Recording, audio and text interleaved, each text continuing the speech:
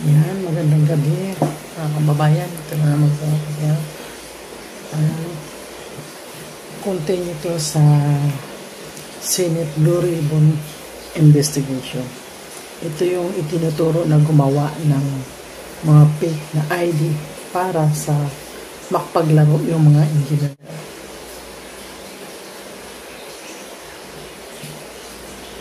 Mr. Torregosa, nakapag-vote ka na? Kanina? Opo. Ikaw ang tinuturo na gumawa ng fake na ID dito sa kay Engineer Alcantara at Engineer Bryce Hernandez. Is it true? Bago ko po sagutin, magandang araw po sa inyo, Mr. Chair. Diretso na kasi maubos yung time ko. Sagot ka kaagad. Hindi po ako ang gumawa or nagpagawa po ng mga Sino? IDs po nila. Ako po ang sinamahan ko lamang po sila sa membership counter upang magpagawa ng mga cards nila ng membership.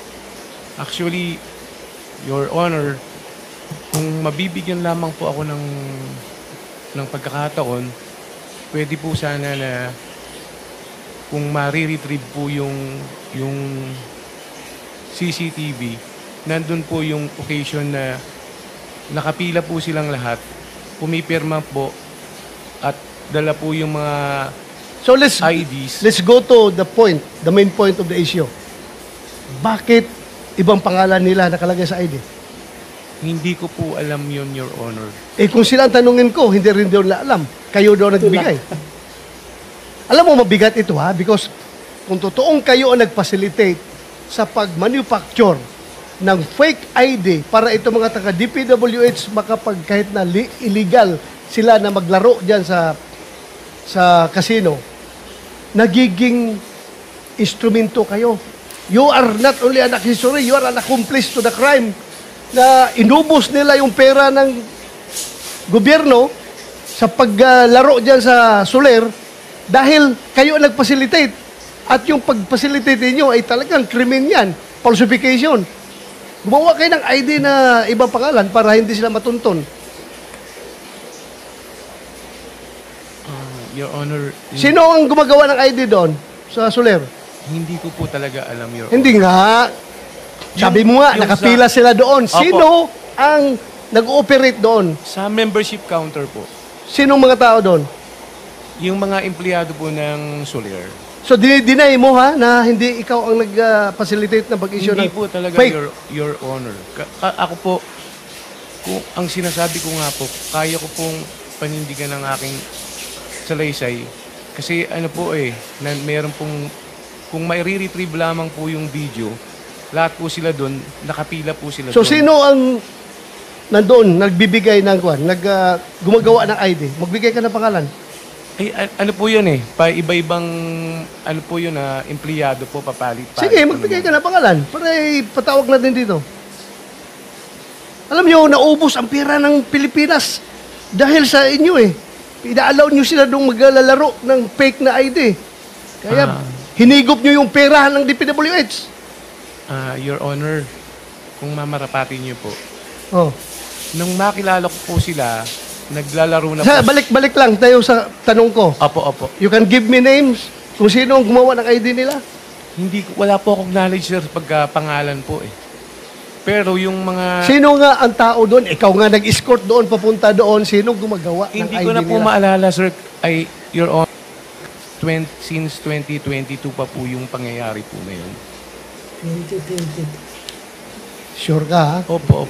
You can be cited in contempt pag nagsinungaling ka dito. Hindi po ako nagsisinungaling. Ikaw lang ang hindi milyonaryo na makukulong ngayon dito. Lahat yan, milyonaryo bilyonaryo yung na-contempt namin. Ikaw wala kang pera, pero sasama ka doon sa baba. Ako nga po, Your Honor, yun po ang kinakasama ko na nag-isip.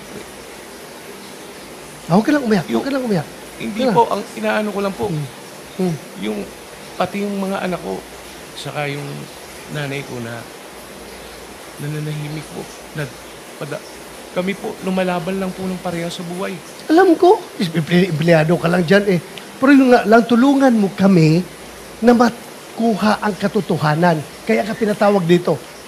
Kasi kung alam namin na ikaw na diretso, hindi ka na namin tanungin. Papusasan ka na namin diretso. Kaya tinatanong ka namin para malaman namin kung sino ito. Malaking sindikato na ito eh. Parang paggawa Kasi- ng programa hanggang pag-implement, hanggang sa paglustay ng pera na nakamkam nila, kasama kayo sa sindikato dahil kayo ang nagbigay ng ID na Hindi, fake. hindi po talaga ako. Okay, wala kami ibigay na pangalan. Wala po ako kasi po akong kinalaman. Ma-retrieve mo yung CCTV doon na kung 2022, hindi malabo na. Sabihin naman ng CCTV na good for 1 month lang maximum yung retention ng memory ng CCTV namin. 2022, malabo na.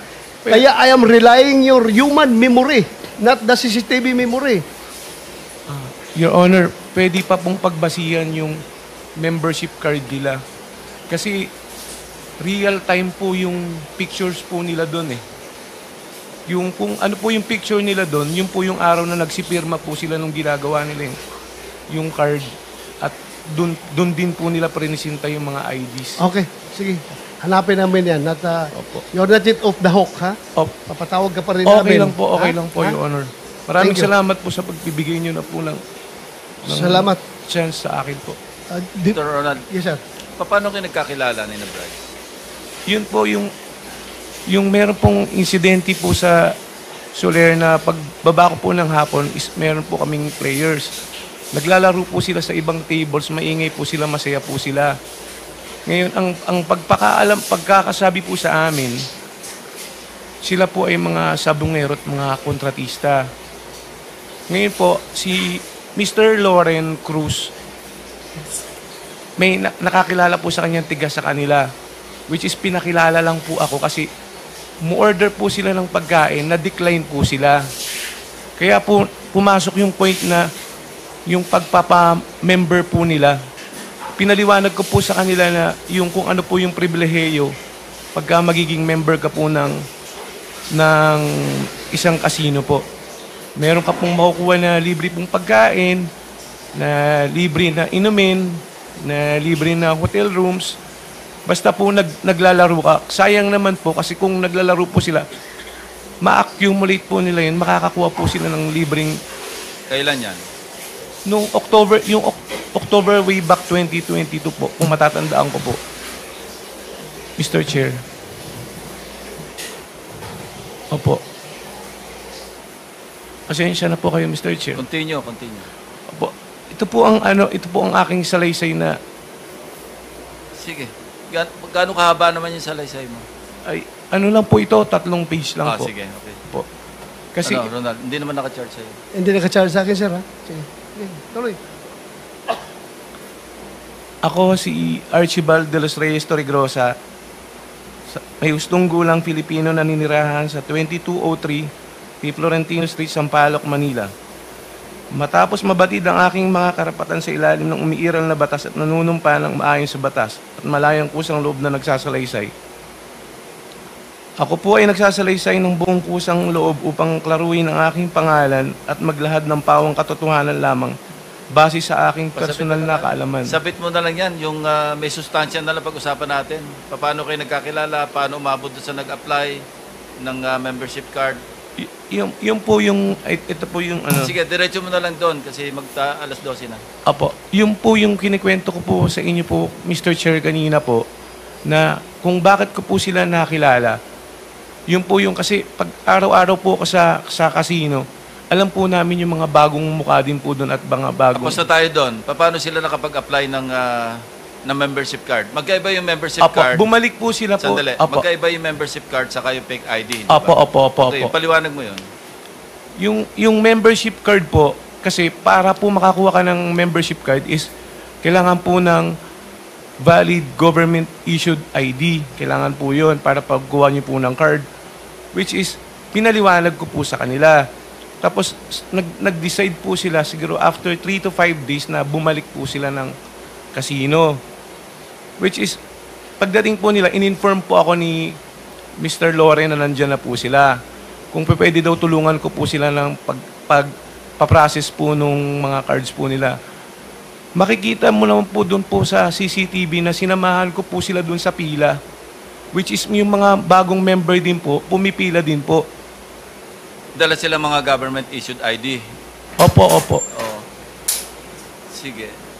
Opo, pumipila din po sila. Tapos pagdating po dun sa counter, pag tinawag na po yung pangalan mo, pipirma ka po, tapos pipicturean ka, yun po yung lalabas po dun sa card mo. So apparently, yung mga fake ID na, yung mga fake na pangalan na, yung mga aliases na yung isinambit nila doon. Hindi ko po alam, Your Honor, Hindi nga. sila... Yun ang lumalabas sa kanila. Anong pangalan sa membership card? Kung ano Halimbawa, po yung ilagay po nila dun sa lisensya po, or kung ano po yung mga valid issued government IDs Okay. na... So ibig sabihin, wala kang kinalaman doon sa kanilang mga fake ID, yung government issued ID like driver's licenses. Wala kang kinalaman doon kasi pagbalik nila, dala na nila yon. Opo, opo. Thank you. Your Honor. Thank you, Mr. Chair. At I would like to go to DBM.